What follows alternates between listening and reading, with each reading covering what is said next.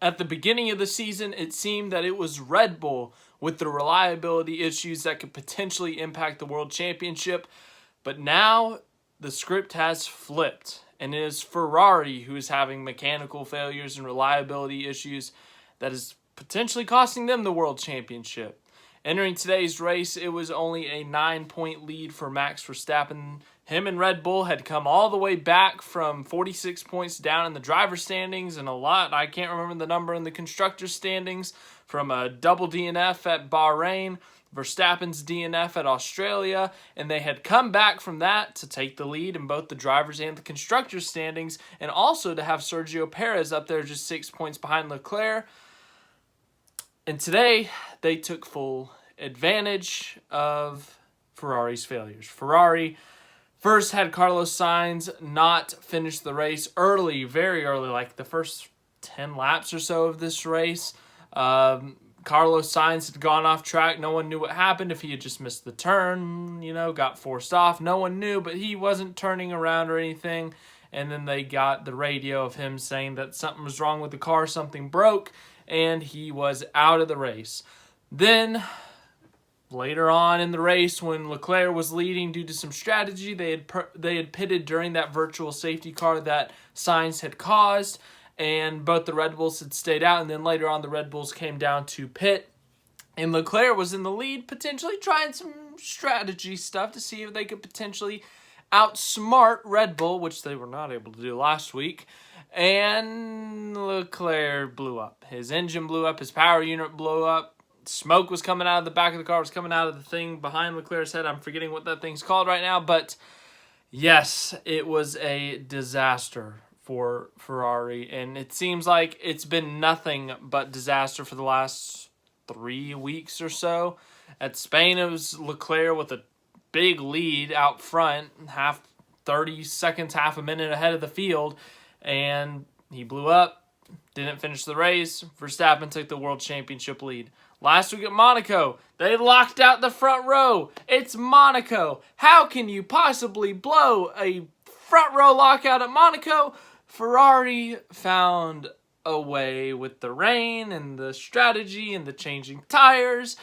And Sergio Perez ended up winning. Leclerc didn't even get on the podium.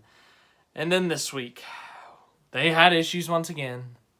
And Ferrari, back at Bahrain. Go back to Bahrain. Go back to Australia, the third race of the season. There was so much hope there. There was so much excitement. Ferrari is back. They can have their first world championship since Kimi Räikkönen in 2007. They're looking really competitive. Red Bull's looking fast too, but their reliability problems may cost them the championship. And now Ferrari has just almost collapsed the last 3 weeks. It's been absolutely terrible for them. I mean, really, it feels like, the last couple times they fought for a championship, 2017, 2018 with Vettel, it seems like, the collapse or the losing part, the kind of separation happens later in the year when Mercedes would kind of just go off at the end of the season to pull away from Ferrari. Yeah, I really hope. I mean, Leclerc has been killing it in qualifying. He's gotten all these poles, but, it's not his fault entirely that he's not converting. Some of them, like Miami, they just weren't as fast as Red Bull, so Verstappen was able to beat him straight up. But, the past 3 weeks, Leclerc's gotten pole. He's done everything he's needed to, but on Ferrari's end, they just have kind of let him down in the biggest ways possible. So, obviously from that standpoint, it's just, Leclerc's really fast right now. He's looking amazing right now, but Ferrari is blowing it for him straight up. And now he is not even top 2 in the championship. Perez has taken second in the Drivers' Championship. And he might be I think he's more than a race out of the World Drivers' Championship lead. So, hopefully Ferrari can get it together. Hopefully they can get the car fixed. Hopefully they can stop being dumb and make this World Championship interesting, or it's looking like it could be a Max Verstappen dominant season. Let's talk about this race. Baku, usually one of the crazier races of the year. Last year we saw Sergio Perez win. We saw Sebastian Vettel and Pierre Gasly on the podium, so that was a pretty whack and crazy race. We've seen Lance Stroll when he was with Williams on the podium. We saw Sergio Perez with Force India on the podium. So, the crazy things have happened. Last year being one of the craziest races. Verstappen blowing a tire with 4 laps to go. Hamilton and the whole brake magic thing where he just blew through turn 1, giving Perez the lead back in the win. So we have seen crazier things happening at Baku. And really the only crazy thing today was the Ferrari cars and the Ferrari-powered cars not finishing the race. I think 5 cars didn't finish, and all of them were Ferrari-powered. I'm sorry, one of them was not Ferrari-powered. It was Lance Stroll. That is a Mercedes-powered car. Sainz, Leclerc, Zhou Guanyu, and Magnussen all did not finish, all due to some type of power unit, mechanical, hydraulic, brake issue today. And, as for the main Ferrari team itself, the disaster. Absolute disaster. But, the biggest storyline today was Ferrari's absolute disaster. Second biggest storyline would be Max Verstappen. He got some redemption last year, as I just said, blew out a tire with 5 or 6 laps to go in this race, had a 3 to 4 second lead on his teammate last year, and he blew a tire out of the lead. Ends up not finishing, and you're thinking, Lewis Hamilton's going to take the championship lead, and then Lewis Hamilton blows through turn 1 and that whole saga. But this year, with 5 laps to go, nothing happened. He ended up being fine. He went on to win the race and extend his world championship lead. Sergio Perez was able to get into second, so another Red Bull 1-2. They went from going 5 years without a 1-2 to now having 3 or 4 in a row. Or not in a row, but 3 or 4 this season. Red Bull's been on it. Perez has been on it. Verstappen's been on it. That's his 5th win of the year. Perez, another second-place finish. He's finished second at, let me think here, Australia, Imola, Spain, and here. So I think 4 second-place finishes and then the win at Monaco. So he has tied his career high for most podiums in a single season, and we're not even halfway through the season. So I think that record's going to get broken. He's led the most laps he's led in a single season.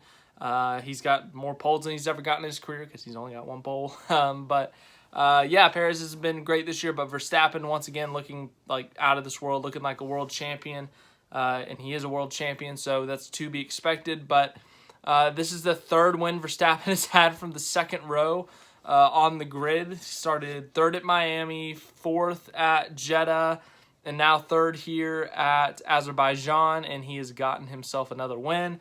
And he also breaks the record for most podiums with Red Bull. It was previously held by Sebastian Vettel. Of course, he won 4 championships with the Red Bull team back from 2010 to 2013. Verstappen now has the most podiums. Let's look at the results. Verstappen wins. That's becoming a common theme in Formula One the last couple of years. He has gotten 15 wins over the last 2 seasons. Yeah, I think this Max Verstappen guy's pretty good at this race car driving. So, he gets himself up there. I think they said he tied Niki Lauda and Jim Clark on the all-time wins list, and that's a pretty big accomplishment there. He extends his World Drivers' Championship lead. He did everything he needed to today. He was looking a little bit off in practice and even qualifying behind Perez. It was okay, is Perez going to beat him? Are we going to see something crazy happen? Perez take the World Championship lead? But nothing quite that crazy. The race was pretty tame overall.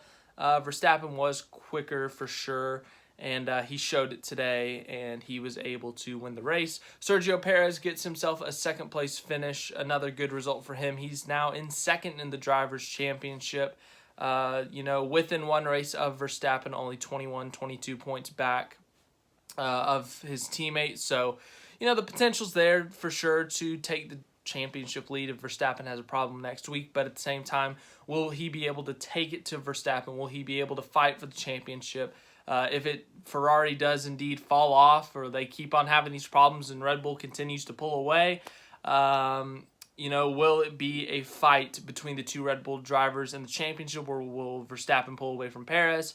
It'll be interesting to see how that plays out. But Red Bull extends their constructors' lead to 80 points. They maximize points today. Perez got the fastest lap. Verstappen, obviously, the win. Perez second. So, Yeah, George Russell gets a podium, takes advantage of the problems in front of him. Mercedes, every race that someone else has had a problem, they've taken full advantage. At Bahrain, it was Hamilton getting a podium after the double DNF for Red Bull. In Australia, Russell took advantage of Verstappen's DNF, Sainz's DNF to get on the podium. Took advantage. Did he do it somewhere else? Can't remember where else. Maybe, I can't remember where. Anyways, he does it again today as both the Ferraris have problems. They don't finish. And Russell goes on to finish on the podium, his second or third career podium with Mercedes. And he's been the most consistent driver on the grid this season. Verstappen's had problems not due to his own driving. Leclerc's had problems not due to his own driving. So they have had DNFs and stuff, but Russell's finished top 5 every race. Like, it's been extremely impressive. Like, 8 races into the season, top 5s, no DNFs, no crashes, no hitting the wall, no, reliability issues. Like, he's been on it, and he's got himself a third-place finish. I think he's 4th in the driver's standings, and he might be a little bit close to Leclerc.